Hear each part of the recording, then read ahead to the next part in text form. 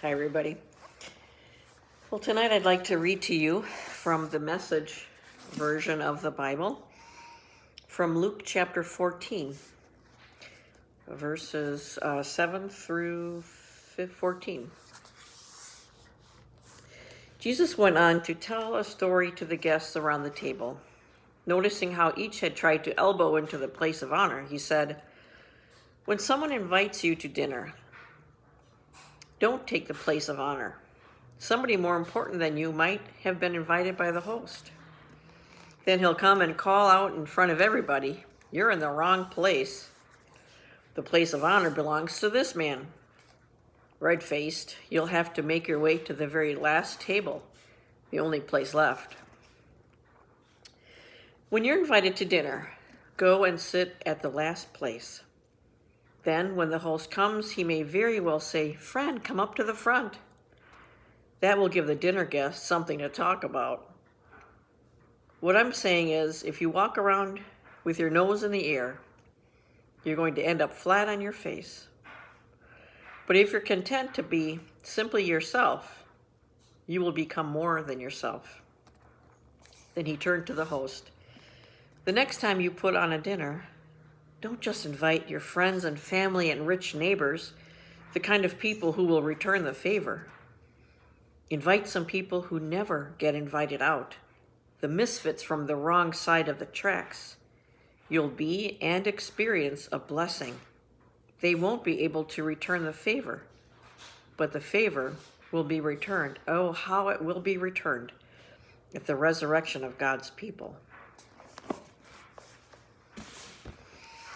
The story I'd like to read to you tonight is called "Come With Me." It's written by Holly McGee and illustrated by Pascal Lamaitre.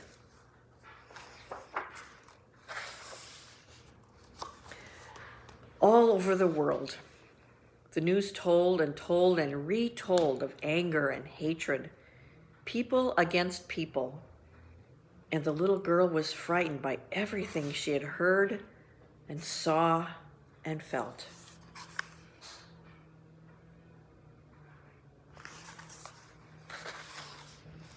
She asked her papa if there was something she could do to make the world a better place.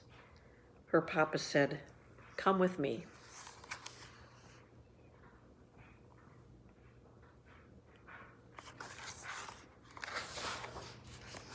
Hand in hand, they walked out the door to the subway. Waiting there on the platform, her papa tipped his hat to those he met. So the little girl did too.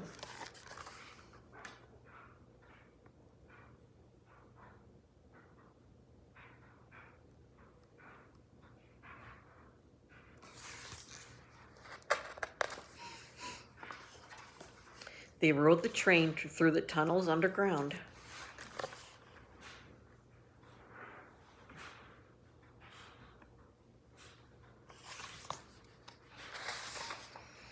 The girl and her papa were brave and kind, and that day they won a tiny battle over fear for themselves and for the people of the world.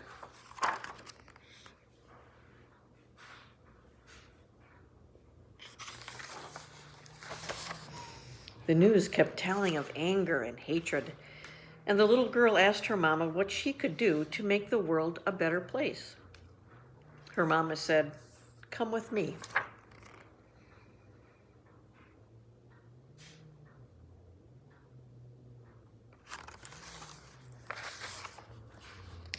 They went to the grocery to buy some things for dinner.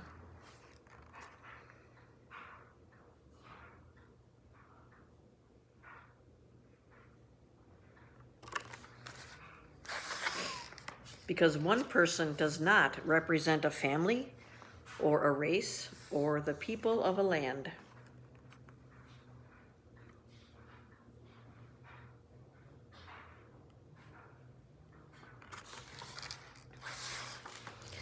Her mama cooked, and the girl set the table, piece by piece as she'd always done.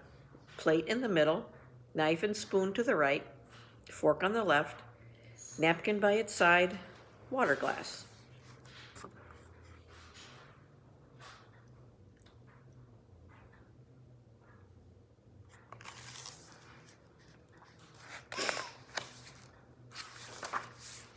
The little girl sat with her mama and her papa, and they ate together. Her dog nuzzled her under the table. She scratched his head. I want to do something of my own, she said. Can I walk the dog?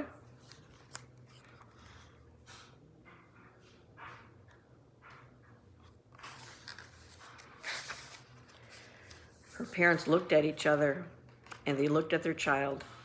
They let her go and sent a message to the world. They would not live in fear.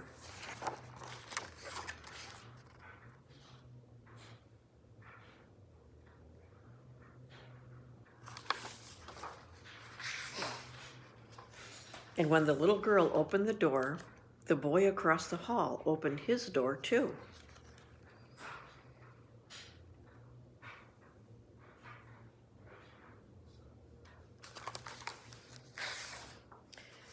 Where are you going? He asked. The little girl said, come with me, because two people together are stronger than one.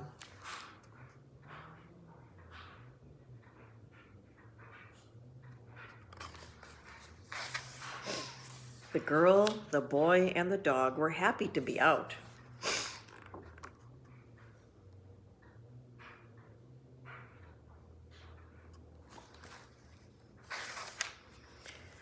One step at a time, they understood what they could do to make the world a better place.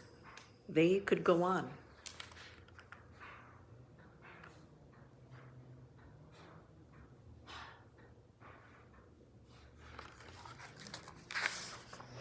Brave, gentle, strong, and kind to one another and all living things.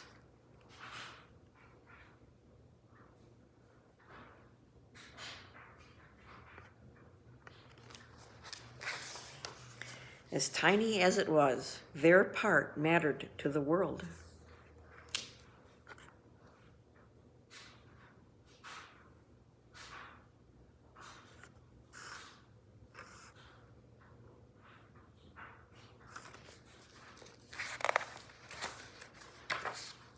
Your part matters too.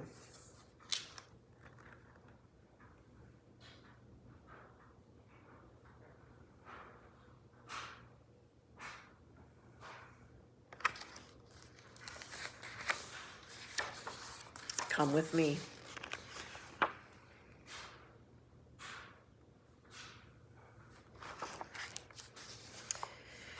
How we treat one another matters.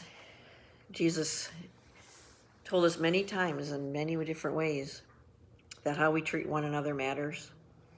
That it doesn't matter where we live, what we look like, color of our skin, where we come from. God loves all of us and each of us. And we can do our part to help each other. And we can do our part to not live in fear of each other and to love each other. Just the little things. And so that's what I want you to do. Look for something little to do that would help somebody, to make someone's day a little bit brighter.